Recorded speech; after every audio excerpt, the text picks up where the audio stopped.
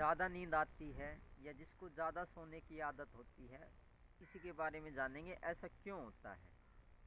हम काफ़ी समझाते हैं कि जवानी में या बचपन में पढ़ाई करनी चाहिए, मेहनत करनी चाहिए, लेकिन एक नींद बनी रहती है जवान आदमियों में, हल्का सा नींद की झलक बनी रहती है जो टूटती नहीं है। दिन में भी हल्की हल्की नींद आती रहती है, मतलब सुस्ती बनी रहती है, ना वो नींद होती है खुल के, ना वो जागृत अवस्था होती है।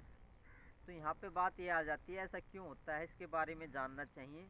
काफ़ी लोग काफ़ी लेक्चर देते हैं कि आप सोते ही रहते हैं, काम नहीं करते, पढ़ाई नहीं करते, या जो गुरु होते हैं वो कहते हैं कि भगवत प्राप्ति के लिए आप यत्न नहीं करते। तो देखिए, आपको चाहे पढ़ाई करनी है, चाहे घरेलू काम करने हैं, चाहे ड्यूटी के काम करने हैं, तो ज़्यादा सोने की आदत तो जो होती नहीं है, जो कि एक बीमारी होती है।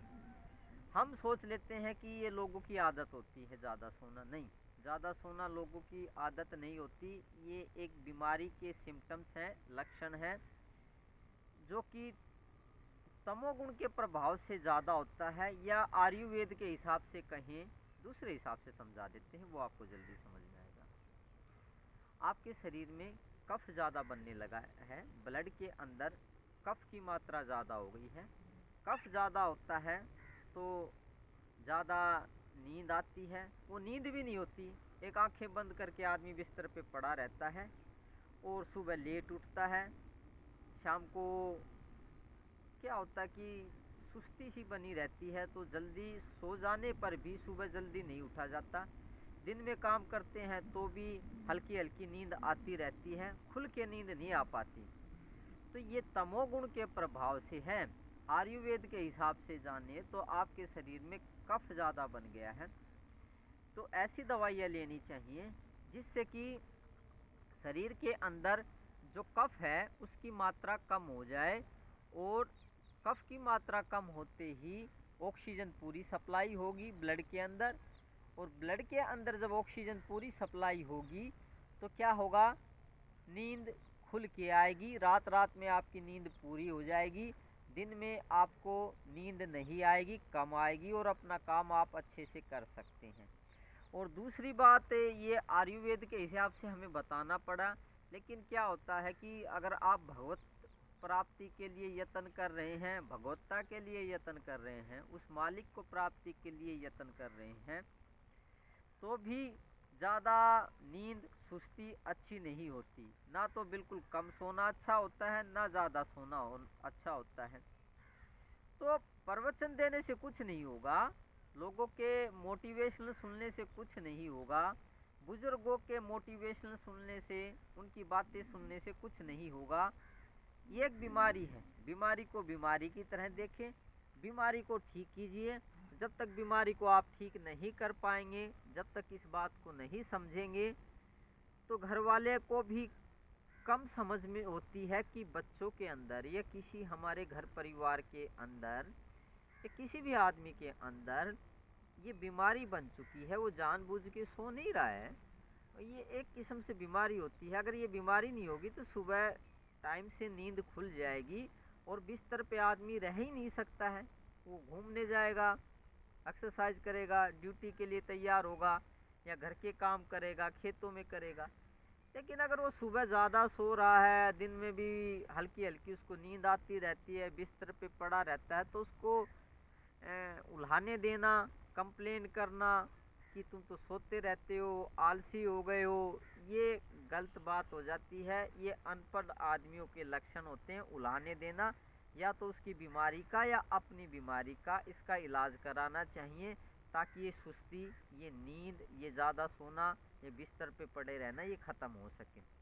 तो मैंने क्या समझाने की कोशिश की, तो यही समझाने की कोशिश की कि ये एक वात प्रकृति है, सॉरी वात नहीं, वात का तो कम होता है, इसमें कफ ज़्यादा आ जाता है, और कफ के साथ में हल्का सा वात आ जाता है। तो कफ की मात्रा ज़्यादा होती है और साथ में थोड़ा सा वात भी बढ़ जाता है। तो कफ को दूर करने की कोशिश कीजिए, ये हल्का सा वात तो खुद ही चला जाएगा, जो सुस्ती बनी रहती है। तो अब इसको शास्त्रों की भाषा में कहेंगे तो शरीर के अंदर तमोगुण ज़्यादा फैल गया है। तमोगुण के बारे में अलग से वीडियो बना देंगे, आप वो देख लीजिए, पीछे काफ़ी वीडियो बनाए हुए हैं, उनसे आपको काफ़ी हेल्प मिल सकती है। तो किसी पे उल्हाना ना दे, कंप्लेन ना करें, बीमारी को ठीक करने की कोशिश करें, क्योंकि भगवत प्राप्ति के लिए कई कई साल यत्न करते हैं लोग और करना भी पड़ता है। गुरु के सानिध्य में रह के बात को समझना पड़ता है। उसके लिए जो दिमाग होता है उसमें नींद की मात्रा ज़्यादा नहीं होनी चाहिए, उसमें सुस्ती दिमाग में नहीं होनी चाहिए। अगर सुस्ती होगी तो गुरु की बात को कैसे समझ का पाओगे। एक बात को गुरु 20-20 बार बताएगा तो भी आपको समझ में नहीं आ पाएगी। यहाँ पे तो मैं स्पिरिचुअलिटी की तरक्की के लिए बता रहा हूँ कि अगर आपके शरीर में नींद की मात्रा ज़्यादा होगी, तमोगुण ज़्यादा होगा या कफ की मात्रा ज़्यादा होगी तो आपको बात समझ में जल्दी सी नहीं आएगी, क्योंकि दिमाग में सुस्ती बनी रहती है। तो सुस्ती को दूर कीजिए। ये जो नींद आती है ये आलस्य बना रहता है दिमाग में, आँखों में नशा सा बना रहता है नींद का, तो इसको ठीक करवाइए।